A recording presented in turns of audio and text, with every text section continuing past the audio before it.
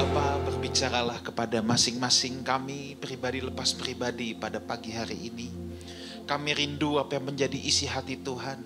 Kami rindu apa yang menjadi firman-Mu boleh dilepaskan di tengah-tengah kami. Kami merindukan nasihat, ajaran, didikan dari Sang Guru kami yang agung, Tuhan Yesus Kristus. Roh Kudus, mari jamah setiap kami, wahyukan kepada kami, supaya kami boleh mengerti apa yang menjadi rahasia kebenaran firman-Mu. Pakai lidah bibir hamba-Mu yang sebentar akan menyampaikan kebenaran firman-Mu. Buang segala perkataan yang bukan berasal dari Tuhan. Biar hanya apa yang menjadi isi hati Tuhan yang diperdengarkan pada kesempatan ini. Kami berdoa kiranya pada pagi hari ini bukan ibadah rutin biasa yang kami ikuti, tetapi setiap kami boleh mengalami perjumpaan pribadi dengan Kristus. Terima kasih Tuhan, kami merendahkan hati kami, merendahkan diri kami, menyediakan tanah hati kami seperti tanah yang subur supaya benih kebenaran firman-Mu boleh berbuah lebat dalam hidup kami. Terima kasih. Dalam nama Tuhan Yesus, semua umat yang percaya sama-sama saya katakan amin. Puji Tuhan, silakan duduk. Thank you Praise and Worship Team. Saya percaya kita semua diberkati. Saudara, pada pagi hari ini kita akan diberkati kebenaran firman Tuhan oleh seorang sahabat. Buka hati saudara, saudara pasti akan diberkati juga. Tanpa panjang lebar lagi, Lifehouse Family, mari kita undang Pastor Randy Chandra Dinata. Please welcome.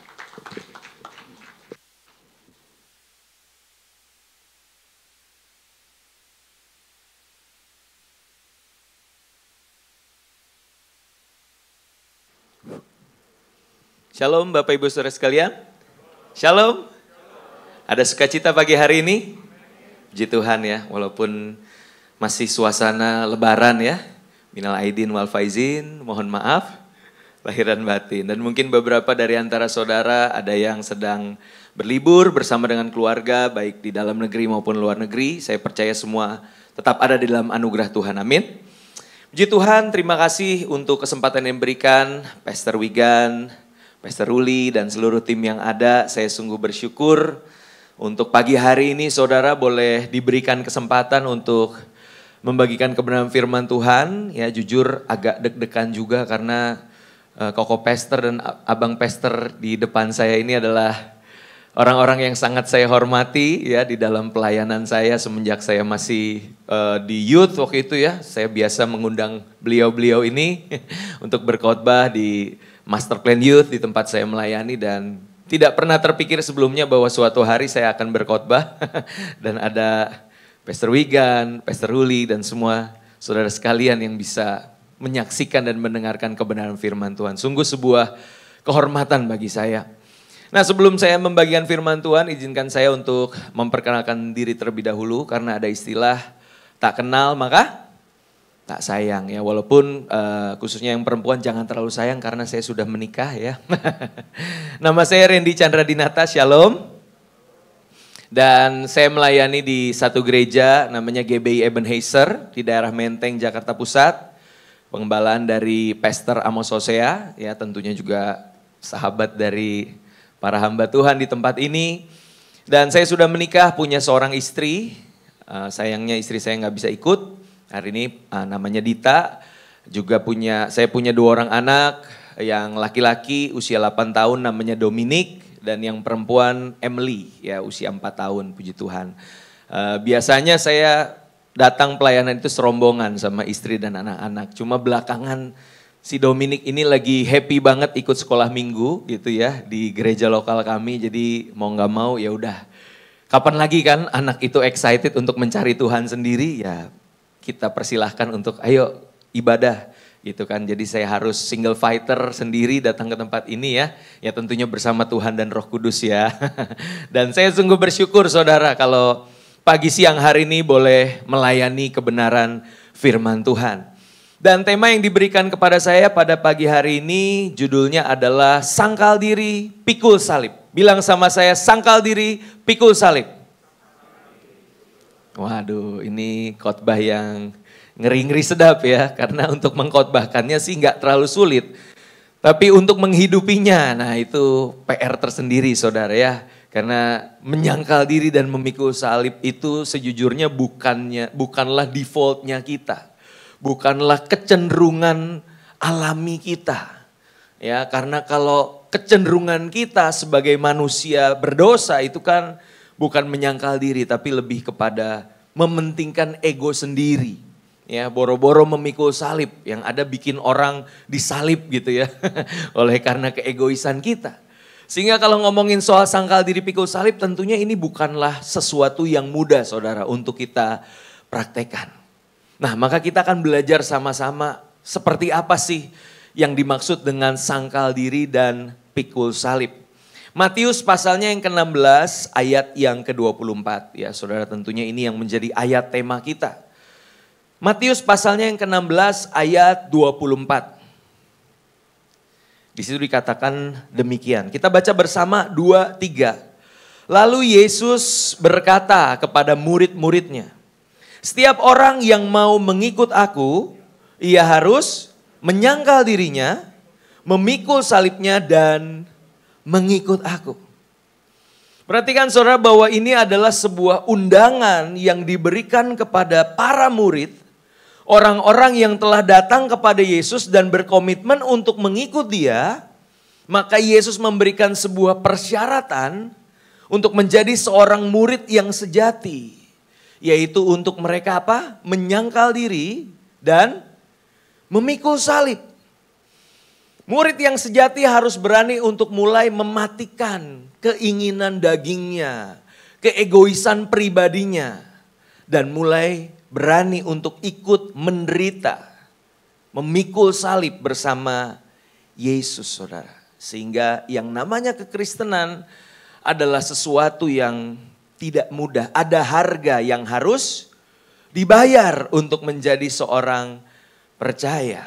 Bahkan seorang hamba Tuhan bernama Billy Graham pernah berkata, salvation is free, but discipleship cost everything we have. Keselamatan yang kita peroleh adalah cuma-cuma melalui penebusan Kristus di kayu salib. Amin. Itu yang kita rayakan. Ketika kita merayakan Jumat Agung dan Paskah, saudara, bagaimana Kristus telah mengalahkan dosa dan maut, sehingga kita beroleh yang namanya salvation, keselamatan di dalam Dia. Itu bicara tentang keselamatan, tapi bicara tentang discipleship atau menjadi seorang murid yang sejati, harganya adalah semua yang kita miliki. Seluruh kehidupan kita itu akan tersita untuk menjadi seorang murid yang sejati. Amin. Aminnya kurang yakin? Amin. Jangan berpikir makanya saudara bahwa kekristenan itu adalah sebuah jalan keluar dari berbagai permasalahan kehidupan.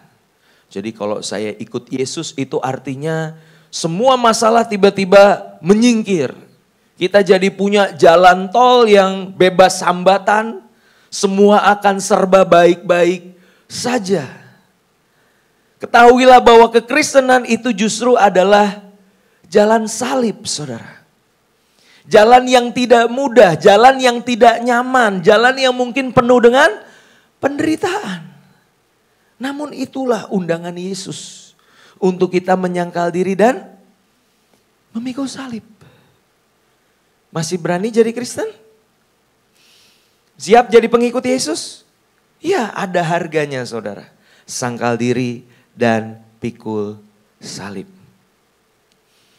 Namun saudara, di sisi yang lain ada hal yang perlu kita pelajari juga. Bahwa yang namanya kekristenan itu tidak ubahnya menjadi sebuah agama pada umumnya. Agama yang berisikan syariat, berisikan aturan yang sifatnya legalistik. Apabila ketika kita menerima undangan sangkal diri pikul salib, tanpa terlebih dahulu menerima undangan yang pertama, saudara. Sebelum ada undangan untuk kita menyangkal diri dan memikul salib, Yesus mengundang kita terlebih dahulu. Dan kita bisa menemukan undangan yang pertama itu di Matius pasalnya yang ke-11. Ayat 28 sampai yang ke-30. Nah kalau tadi sangkal diri pikul salib itu di Matius 16, maka Secara kronologis Matius 11 itu mendahuluinya. Artinya undangan yang kita akan baca ini adalah undangan yang pertama, saudara. Matius pasal yang ke-16, Matius pasal yang ke-11 ayat 28 sampai yang ke-30. Di situ dikatakan demikian, saudara. Perikomnya berjudul Ajakan Juru Selamat. Ayat 28 berkata, marilah kepadaku semua yang letih lesu dan berbeban berat. Aku akan memberi kelegaan kepadamu. Pikulah kuk yang kupasang dan belajarlah padaku, karena aku lemah lembut dan rendah hati, dan jiwamu akan mendapat ketenangan. Sebab kuk yang kupasang itu enak dan bebanku pun ringan. Perhatikan saudara, sebelum ada perintah, ada undangan untuk menyangkal diri memikul salib, terlebih dahulu ada undangan untuk marilah datang kepadaku yang letih lesu dan berbeban berat. Karena aku akan memberikan kelegaan kepadamu. Nah, sebelum kita menerima undangan yang pertama ini, maka undangan yang kedua itu sifatnya agamawi, saudara. Itu sifatnya legalistik. Seakan-akan ikut Yesus itu syaratnya ada banyak sekali. Padahal sejatinya undangan yang pertama itu bicara tentang Yesus yang begitu mengasihi dan begitu menerima manusia apa adanya. Perhatikan bagaimana undangan ini datang, contohnya kepada Lewi, sang pemungut cukai. Bukankah dia memiliki beban kehidupan yang begitu berat? Dia punya beban dosa kepada Tuhan dan juga kaum sebangsanya. Dia menjadi seorang pengkhianat negara untuk mengikuti Romawi, menjadi seorang pekerja di Romawi, pemungut cukai. Dia punya beban dosa, dia tertolak, dia punya beban kehidupan yang berat. Namun ketika Yesus berjumpa dengan dia, dia katakan, bukan langsung berkata kepada Lewi, sangkal diri, pikul salib, tidak. Perkataan Yesus apa? Mari datang kepadaku. Ketika semua orang menolak dia, dan mungkin Lewi sudah menyerah untuk mencari validasi dari manusia, tidak ada pengakuan dari manusia. Tapi justru Kristus sang guru dan Mesias agung itu datang kepada dia. Dia menerima Lewi dan mau makan bersama dengan Lewi. Perhatikan saudara. Inilah kasih dan penerimaan yang pertama-tama Tuhan telah nyatakan. Mari datang kepadaku yang letih lesu dan berbeban berat. Saya percaya undangan ini pun masih berlaku sampai hari ini saudara. Mungkin ada beberapa dari antara kita yang berpikir, ngapain gue sangkal diri pikul salib, capek bener kayaknya, menderita banget jadi Kristen. Mungkin saudara harus diingatkan kembali undangan yang pertama. Untuk kita datang kepada Yesus, bahwa segala bebanmu, bahwa segala letihmu datang kepada dia dan izinkan dia untuk memberikan engkau kelegaan. Memberikan engkau ketenangan. Amin saudara. Ya, terima kasih dan penerimaan dari Yesus Kristus. Sehingga ketika Yesus berkata, pikulah kuk yang kupasang. Kuk itu kan juga bicara tentang sebuah aturan, sebuah nilai-nilai, sebuah gaya hidup kerajaan Allah yang memang tidak mudah untuk dilakukan. Namun bebannya menjadi enak dan ringan, dikatakan di ayat yang ke-30. Karena ketika kita telah terlebih dahulu merasakan yang namanya kasih, merasakan yang namanya penerimaan, merasakan yang namanya pengampunan. Maka untuk hidup seturut dengan kehendak Tuhan, untuk memikul kuk yang Tuhan kenakan, itu bukanlah sesuatu yang menyiksa dan seakan-akan sangat berat. Bukankah segala sesuatu yang dijalankan di dalam cinta itu menjadi sesuatu yang lebih ringan dari yang seharusnya? Dan itulah kekristenan saudara. Kekristenan tidak pernah dibangun berdasarkan rasa takut, rasa intimidasi.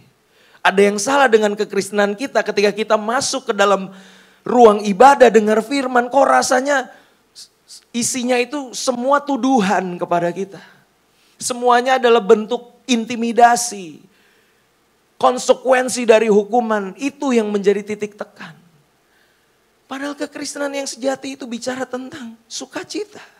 Amin. Bicara tentang damai sejahtera. Karena kita melakukannya bukan karena keterpaksaan. Kita memikul kuk yang Yesus kenakan itu dengan sukacita. Dengan ucapan syukur, dengan kerelaan.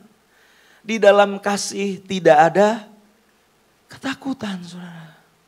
Saya percaya ini kekristenan harus membawa kita justru semakin bertumbuh di dalam kasih kepada Tuhan. Bukan di dalam ketakutan. Ya, makanya lagu tadi dikatakan, mengikut Yesus itulah kesukaan.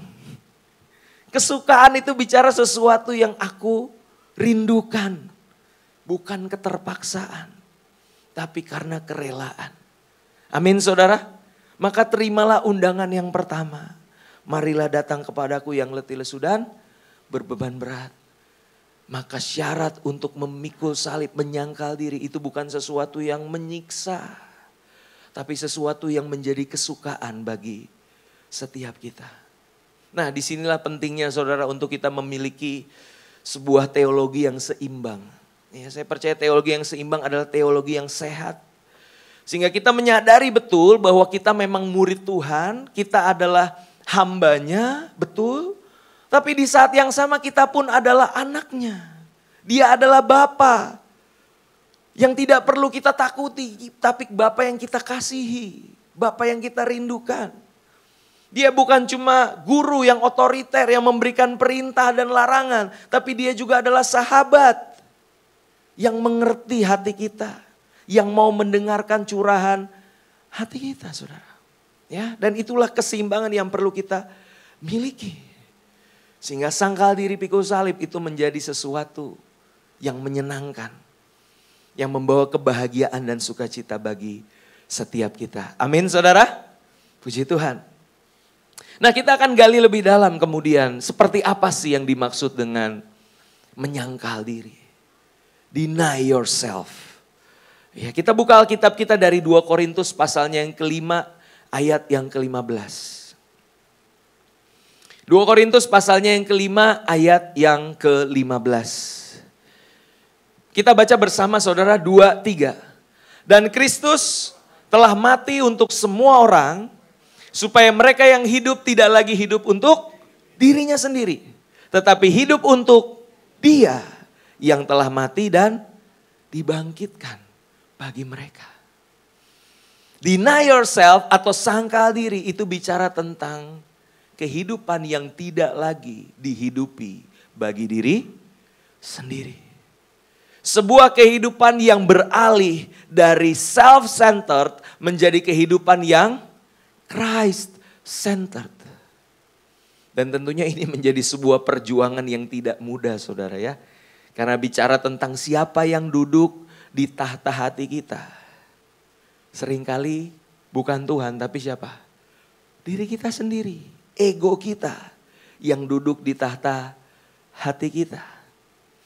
Dan siapa yang duduk di tahta hati kita itulah yang akan menentukan. Bagaimana ketika situasi dan kondisi kehidupan kita itu tidak sejalan dengan harapan kita. Ketika realita tidak berjalan sesuai dengan ekspektasi. Ketika kita menyadari siapa yang duduk di sini, itu yang akan menentukan, saudara. Ketika ada orang-orang di sekitar kita yang melukai kita, yang mengecewakan kita. Siapa yang duduk di tahta hati, itulah yang akan menentukan bagaimana respon kita, saudara. Kalau misalkan kita yang duduk di sini, dijahatin orang, dikecewain orang, bawaannya apa? Balas. Balaslah kejahatan dengan kejahatan. Itu hal yang umum karena apa? Daging kita memaksa kita untuk melakukannya. Tapi kalau bicara tentang sangkal diri, artinya apa? Aku izinkan Yesus engkau yang duduk di sini. Kristus engkau yang bertahta di hatiku. Sehingga kalau Yesus yang bertahta di hatiku, maka perintah dan larangannya itu adalah yang aku utamakan. Ketika Yesus berkata, kasihilah musuhmu, berdoalah bagi mereka yang menganiaya kamu. Siapa yang duduk di sini itu yang akan menentukan apakah kita akan taat kepada perintahnya. Atau justru sebaliknya kita utamakan kedagingan kita untuk membalas. Dan saya percaya deny yourself atau sangkal diri saudara ini sangat penting untuk kita terapkan di dalam segala aspek kehidupan. Benar gak saudara? Di dalam hubungan keluarga, suami istri, kalau gak ada penyangkalan diri. Bisakah hubungan suami istri berjalan harmonis? Halo? Yang sudah menikah? Tentunya tidak bisa saudara. Tidak mungkin satu pernikahan bisa berjalan dengan harmonis, dengan baik kalau tidak ada salah satu atau bahkan kedua-dua dari pasangan itu yang saling menyangkal diri. Mendahulukan kepentingan yang lain di atas kepentingan pribadi. Di dalam rumah tangga, di dalam marketplace, di dalam pergaulan kita. Termasuk juga di dalam komunitas ini, Lifehouse Community. Bayangkan jika satu dengan yang lain saling mementingkan ego pribadi. Bukankah yang terjadi adalah perpecahan di dalam komunitas? Yang terjadi adalah konflik yang tidak berkesudahan di dalam komunitas. Oleh karena apa? Masing-masing mengutamakan egonya dibanding yang lain.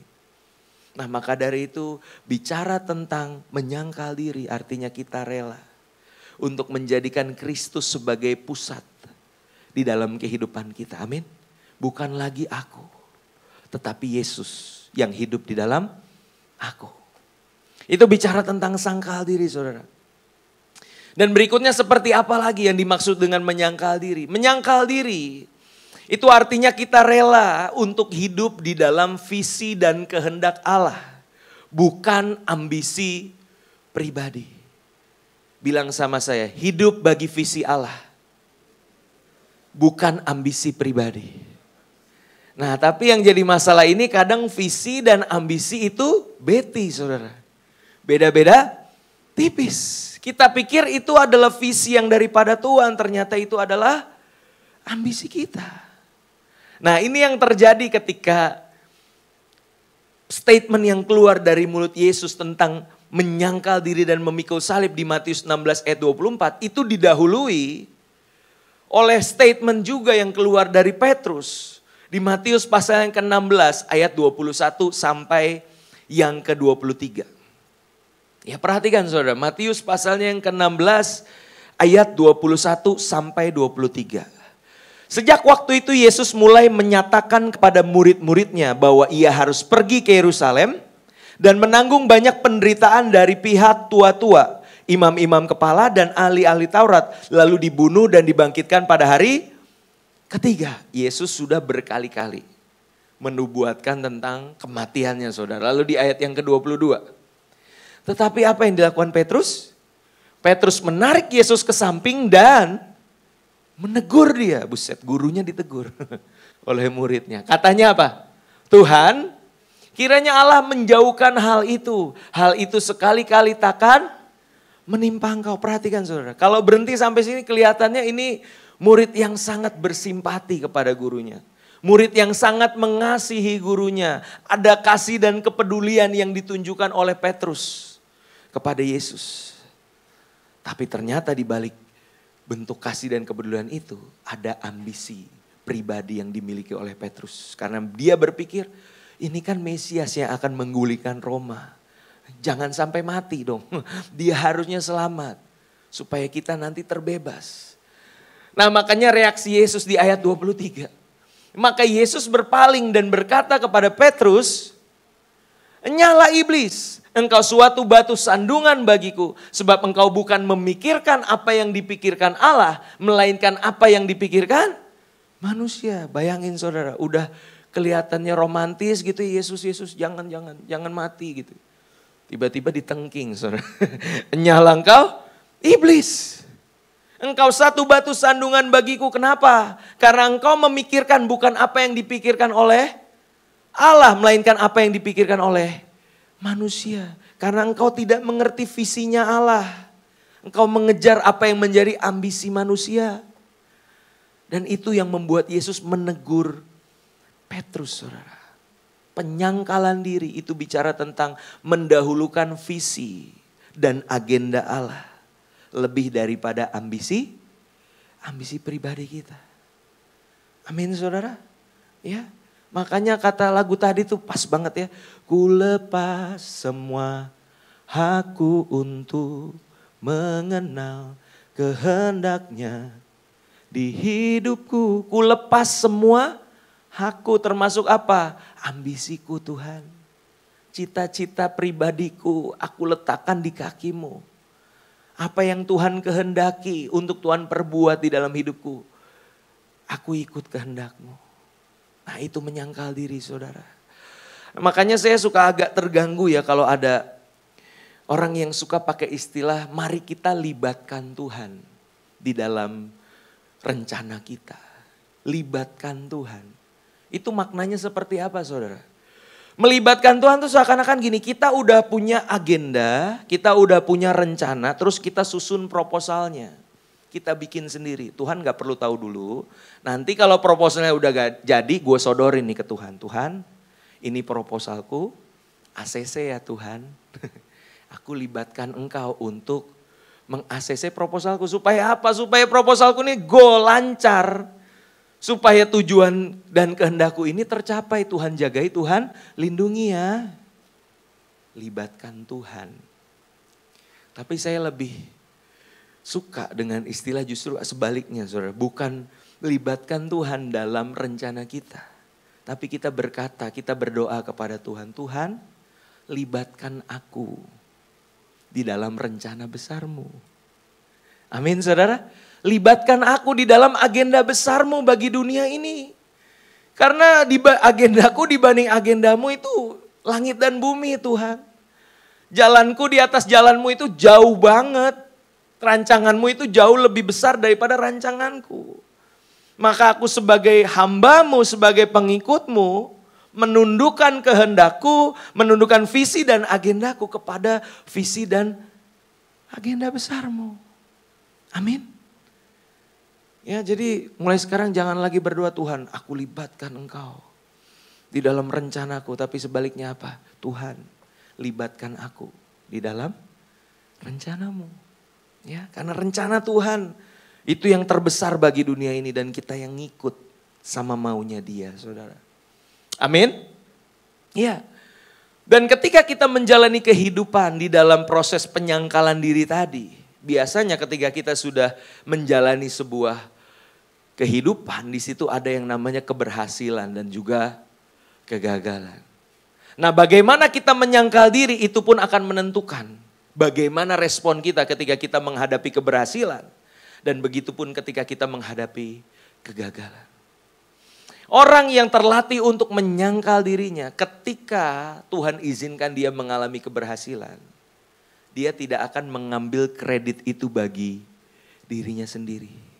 Tetapi dia kembalikan segala kemuliaan hanya bagi Dia. Ingat saudara, kemuliaan hanya bagi Dia, bukan bagi dua. Bagi Tuhan dan saya dong, bagi dikit juga dong gitu kan. Kan udah ada sumbangsihnya nih Tuhan gitu. Ingatkan diri kita saudara bahwa segala sesuatu adalah dari Dia, oleh Dia dan untuk Dia. Kalau kita bisa ambil bagian di dalam pekerjaan Tuhan, kita bisa berkontribusi di dalam pekerjaan Tuhan. Jelas itu bukan karena kita, tapi karena anugerah Allah yang melingkupi kita. Amin. Sehingga tidak ada bagian kita untuk memegahkan diri, untuk menerima kredit itu bagi diri kita sendiri. Ya, saya ingat satu kali saya ketemu dengan seorang hamba Tuhan yang saya hormati. Beliau namanya Pendeta Ridwan Huta Barat, saudara. Dan saya suka dengar khotbah-khotbah beliau. Suatu hari dia datang ke gereja, dia berkhotbah. Pulang ibadah, kita salam-salaman kan biasa. Nah, waktu saya salaman dengan beliau, saya katakan, Om, terima kasih ya buat khotbah-khotbahnya. Sungguh menginspirasi saya. Hidup saya sangat terberkati lewat khotbah-khotbah Om. Tahu saudara apa yang dia lakukan? Kalau saya lagi berhadapan dengan dia, muka dengan muka, tiba-tiba dia sedikit memalingkan wajahnya. Kira-kira 45 derajat gitu ya.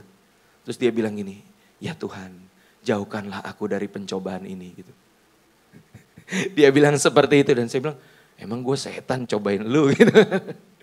Tapi setelah saya renungkan saudara, itu adalah caranya beliau untuk menyangkal diri. Tidak mengambil kredit itu bagi dirinya sendiri. Tidak memberikan celah bagi iblis. Kesombongan itu menguasai hatinya. Ya, karena at the end saudara bicara tentang kerendahan hati itu adanya di sini. Mungkin mulut kita bisa berkata, iya puji Tuhan, haleluya, semua anugerah Tuhan. Tapi sebenarnya hati kita bilang, ya iyalah gue. Kan karena saya. Tapi hari ini kita diingatkan saudara, kalau kita menyangkal diri artinya kita menyadarkan diri kita kembali.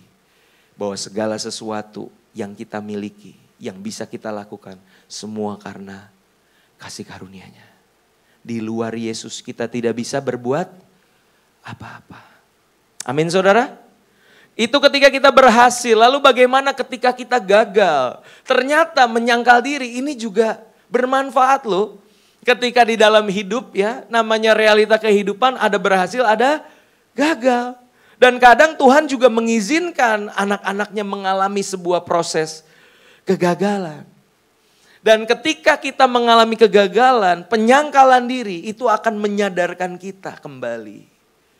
Bahwa sejatinya kita bukan Tuhan. Dia Tuhannya, kita bukan. Ya. Menyadarkan diri kita kembali bahwa dunia ini tidak berputar bagi kita. This world is not about me. Karena seringkali kita lupa, kita pikir kita ini yang jadi center of this world. Semuanya itu harus sesuai dengan keinginan saya. Kalau berjalan berbeda dengan harapan saya mengalami kegagalan, saya berhak untuk kecewa dan marah kepada Tuhan.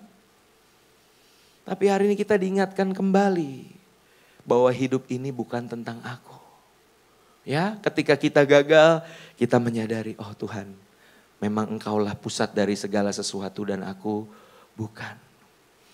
Tapi satu hal yang kita perlu syukuri juga saudara sebagai anak-anak Tuhan. Bahwa di dalam kegagalan kita pun Allah turut bekerja. Allah turut bekerja di dalam segala sesuatu untuk mendatangkan kebaikan bagi mereka yang mengasihi Dia. Supaya anak-anaknya semakin serupa dengan putranya yang tunggal, Yesus Kristus. So, bukankah hidup menyangkal diri adalah sebuah hal yang melegakan bagi setiap kita, saudara? Kita berhasil gak jadi sombong, gagal gak putus asa. Karena kita tahu Tuhan turut bekerja, saudara. Amin? Itu menyangkal diri. Lalu yang berikutnya apa yang dimaksud dengan memikul salib? Memikul salib, take up your cross, itu artinya kita rela menderita karena iman. Nah ini yang perlu digarisbawahi. Rela menderita karena iman, bukan karena kelakuan. Ya, seringkali kita menderita itu karena kelakuan kita sendiri. Yang bikin kita dibenci, yang bikin kita menderita, dianiaya karena sikap kita. Makanya 1 Petrus 2 ayat 19 sampai 20 itu mengingatkan setiap kita, saudara. Surat Rasul Petrus yang pertama, pasalnya yang kedua, ayat 19 sampai 20. 1 Petrus 2 ayat 19 dan 20. Dikatakan apa saudara? Sebab adalah kasih karunia jika seorang karena sadar akan kehendak Allah. Perhatikan kata itu, sadar akan kehendak Allah. Menanggung penderitaan yang tidak harus ia tanggung. Sebab dapatkah disebut pujian jika kamu menderita pukulan karena kamu berbuat dosa. Tetapi jika kamu berbuat baik dan karena itu kamu harus menderita, maka itu adalah kasih karunia pada Allah. Ya, jadi perhatikan saudara, enggak semua penderitaan terus kita bilang, oh ini pikul salib. Karena apa dulu? Karena kita sadar akan kehendak Allah, harus menderita sesuatu yang tidak harusnya kita tanggung, atau justru emang karena kesalahan kita. Karena dosa kita akhirnya ada konsekuensinya. Ya, itu bukan pikul salib namanya, itu pikul dosa lu sendiri. Ya. Makanya aku suka bikin quotes di Instagram ya. Makanya sering dijuluki Pastorgram ya, karena suka bikin quotes di Instagram. Aku pernah bilang gini, kalau kita dibenci, biarlah itu karena kecintaan kita kepada Tuhan. Bukan karena kelakuan kita yang kayak setan, saudara. Kalau kita dibenci, biarlah itu karena apa? Kecintaan kita kepada Tuhan. Karena aku beriman kepada Yesus, karena aku mendahulukan kerajaan Allah dan kebenarannya. Orang jadi gak suka sama kita. Lu Kristen sih, lu percaya Yesus sih. Hidup lu baik sih, lu integritas, lu orangnya baik, murah hati. Tapi lu percaya Yesus, makanya gue gak suka sama lu. Kalau ada orang yang membenci kita karena itu, saudara. Jangan karena kelakuan. Ya, karena kita suka nipu orang, karena kita suka jahatin orang, ya itu wajar dibenci, ya itu bukan salib yang dari Tuhan, saudara. Nah, makanya konsep iman yang kita miliki itu harus tepat. Ya, iman itu apa? Seringkali kita berpikir iman itu bicara tentang bagaimana melalui iman kita dilepaskan dari masalah. Iman gak selalu bicara tentang kita lepas dari masalah, saudara. Tapi bisa jadi terkadang iman itu justru apa? Menyeret kita ke dalam masalah. Justru karena kita berpegang teguh kepada iman, di situ kita terbawa ke dalam masalah. Dan kita temukan itu ya di dalam Alkitab. Contohnya misalkan di Perjanjian Lama ada Sadrak, Mesak, dan Abednego. Ketika Raja Nebukadnezar membuat patung dan semua orang harus menyembah patung buatan raja. Karena iman kepada Yahweh, kepada Allahnya Israel, mereka menolak untuk menyembah patung. Karena iman terseret ke dalam masalah. Ya, tapi yang menarik waktu mereka diseret ke dalam dapur api. Ya, sebelum itu mereka berkata, hendaklah Tuanku Raja tahu. Tuhan yang kami sembah itu sanggup untuk melepaskan kami dari tangan Tuanku Raja. Tuhan kita berkuasa, amin. Itu iman, betul. Kita percaya Tuhan sanggup menolong. Tapi gak berhenti sampai situ. Ada statement iman yang keluar dari mulut mereka. Tetapi seandainya tidak, gak berhenti sampai titik, Tuhanku sanggup menyembuhkan atau Tuhanku sanggup untuk menolong aku. Gak titik sampai situ, tapi koma, tetapi sekalipun tidak, hendaklah Tuanku Raja tahu, kami sekali-kali tidak akan menyembah patung buatan raja. Dan itulah iman, saudara. Ya, bisa menyelamatkan kita, amin, betul. Itu yang terjadi kepada Sadrak, Mesak, dan Abednego. Tetapi sekalipun tidak, aku akan tetap setia kepada engkau. Ya, puji Tuhannya Sadrak, Mesak, Abednego diloloskan ya dari dapur api. Tapi bagaimana dengan Yohanes Pembaptis, saudara? Di Perjanjian Baru.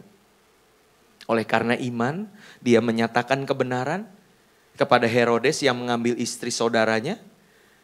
Dan Herodes menjadi marah, sakit hati, dilempar ke penjara. Herodias, istri yang diambil itu dendam kepada Yohanes Pembaptis. Karena iman, Yohanes Pembaptis harus mengakhiri hidupnya, dipancung kepalanya, saudara. Dapat jawaban gak? Dapat jalan keluar gak? Lepas dari masalah gak? Enggak. Tapi dia finish well. Setia sampai akhir. Sekalipun ada di dalam masalah. Nah, makanya saya tadi katakan kita harus punya teologi yang seimbang. Betul.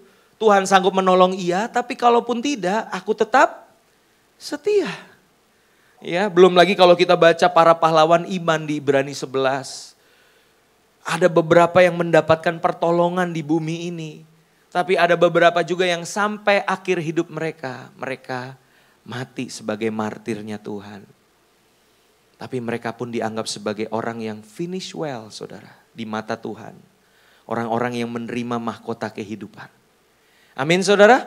So, belajar untuk kita rela menderita karena iman.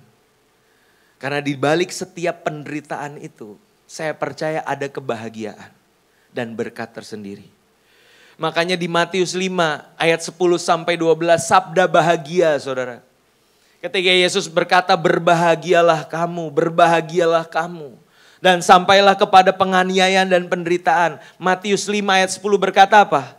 Berbahagialah orang yang dianiaya oleh sebab kebenaran. Karena merekalah yang mempunyai kerajaan sorga. Dianiaya tapi berbahagia. 11. Berbahagialah kamu jika karena aku, ingat ya, karena iman tadi. Jika karena aku kamu dicela dan dianiaya dan kepadamu difitnahkan segala yang jahat, dicela, dianiaya, difitnah. Berbahagia. Bersukacita dan bergembiralah karena upahmu besar di sorga. Mungkin gak dapat di bumi tapi nanti di surga. Hitung-hitungannya belakangan saudara. Sebab demikian juga telah dianiaya nabi-nabi yang sebelum kamu. Siapa mau berbahagia? Siap menderita berarti bagi Tuhan. Amin. Ya, karena saya percaya di balik setiap penderitaan di situ ada kebahagiaan. Kalau bahasa Inggrisnya blessed are you. Diberkatilah engkau ketika engkau menderita karena iman. Dan ini enggak cuma teori, saudara, tapi dipraktekkan juga oleh murid-murid. Ingat di Kisah Rasul pasalnya yang kelima ayat 40 sampai 42. Ketika murid-murid harus dianiaya, disesah di mahkamah agama oleh karena memberitakan nama Yesus. Mereka diancam untuk tidak lagi menceritakan tentang Kristus kepada dunia ini. Di Kisah Rasul pasalnya yang kelima ayat 40 sampai 42. Yang menarik adalah mereka bukannya kapok saudara.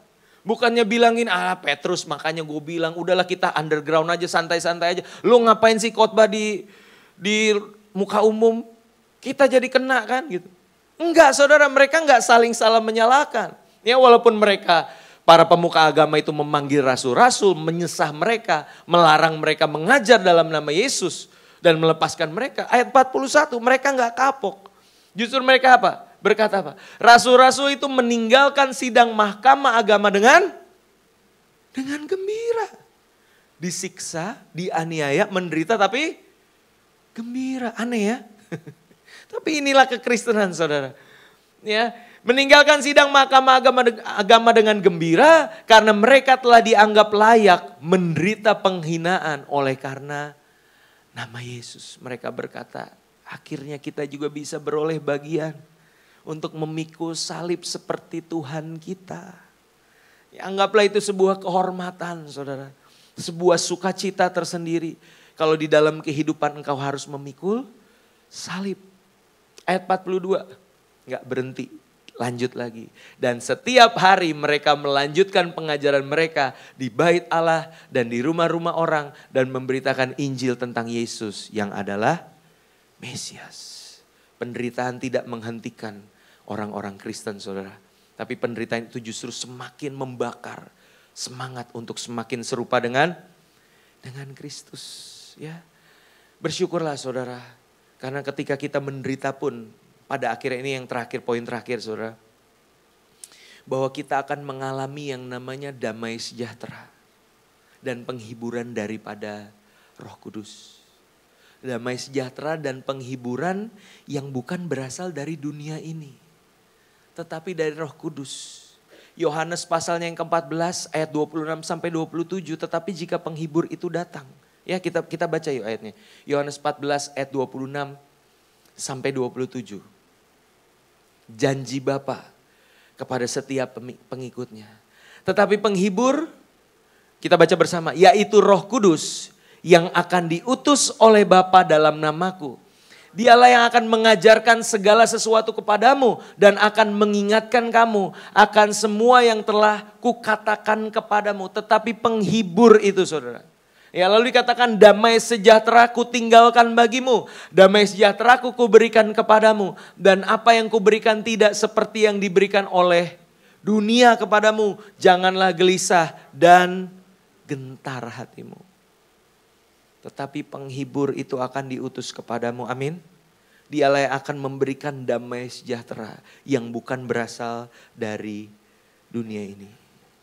Nah pertanyaannya saudara, kalau di dalam hidup kita tidak pernah mengalami yang namanya penderitaan, bagaimana kita bisa mengerti yang namanya penghiburan? Halo?